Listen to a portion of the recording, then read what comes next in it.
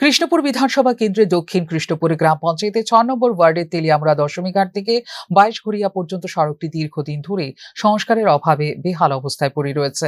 এলাকাবাসীর অভিযোগ, রাস্তার বিভিন্ন অংশে বড় বড় গর্ত তৈরি হয়েছে। সামান্য বৃষ্টি হলেই সেই গর্তগুলো পানিতে ভরে ছোট ছোট জলাশয়ের রূপ নেয়। স্থানীয়দের মতে প্রতিদিন এই রাস্তা দিয়ে স্কুল, কলেজ পড়ুয়া, চাকরিজীবী, ব্যবসায়ী এবং সাধারণ মানুষ যাতায়াত করেন, কিন্তু রাস্তার করুণ অবস্থার কারণে তাদের চরম দুর্ভোগের শিকার হতে হচ্ছে। বিশেষ করে বর্ষাকালে পরিস্থিতি আরো ভয়াবহ হয়ে ওঠে। অনেক সময় মোটর সাইকেল ও ছোট যানবাহন দুর্ঘটনার কবলেও পড়ছে বলে অভিযোগ।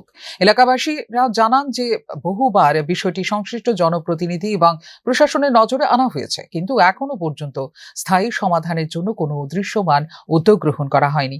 ফলে জনমনে ক্ষোভ বাড়ছে। স্থানীয়দের অভিযোগ, নির্বাচনের সময় উন্নয়নের একাধিক প্রতিশ্রুতি দেওয়া হলেও ভোট শেষ হওয়ার পর সেই প্রতিশ্রুতির বাস্তব প্রতিফলন দেখা যাচ্ছে না। তাদের প্রশ্ন, সাধারণ মানুষের দৈনন্দিন যাতায়াতের জন্য অত্যন্ত গুরুত্বপূর্ণ একটি রাস্তা বছরের পর বছর ধরে এমন অবস্থায় পড়ে থাকলেও কেন কার্যকর পদক্ষেপ নেওয়া হচ্ছে না?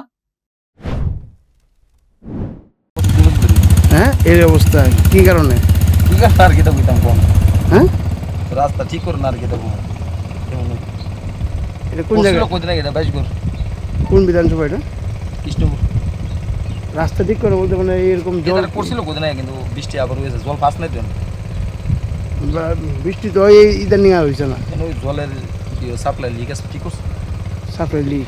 তো এলাকার মেম্বার টেম্বার এটা দেখছে না? দেখছে মনে হয়, দেখে তো আর কি তা আমরা তো বুঝতেছি না